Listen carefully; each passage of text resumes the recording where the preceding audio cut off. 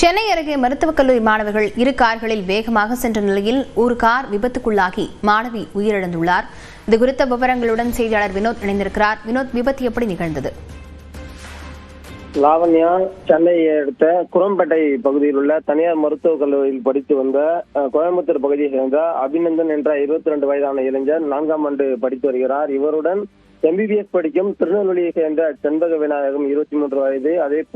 அதே கல்லூரியில் allied health science 4ஆம் ஆண்டு படிக்கும் கேரளாவை சேர்ந்த முகமது அலி, அதே போல் வேலூரை சேர்ந்த மிஸ்பா பாத்திமா, நவ்யா என்கிற 5 பேர் உள்ளிட்ட மற்ற மருத்துவக் கல்லூரியை சேர்ந்த 5 பேர் என இரு கார்களில் 10 பேர் கொண்ட மாணவர்கள் நேற்று இரவு அங்கு இரவு விருந்தில் கலந்து கொண்டு அங்கிருந்து கடற்கரைக்கு சென்றுள்ளனர்.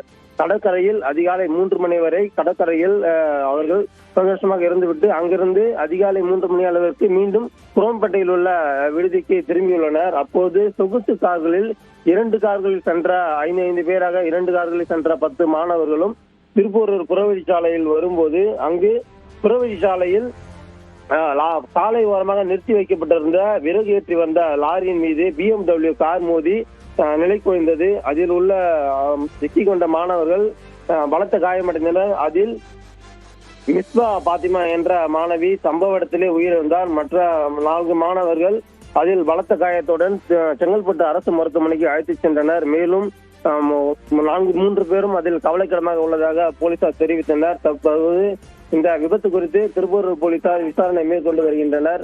நள்ளிரவு மாமல்லபுரத்தில் சந்தோஷமாக இருந்துவிட்டு வீடு திரும்பிய இந்த மாணவர்களின் கார்கள் அதிவேகமாக போட்டி போட்டுக்கொண்டு புறவழிச்சாலையில் சென்றதாகவும் இதனால் விபத்து ஏற்பட்டதும் தெரிய வந்தது. லாவண்யா, விவரங்களுக்கு நன்றி வினோத்.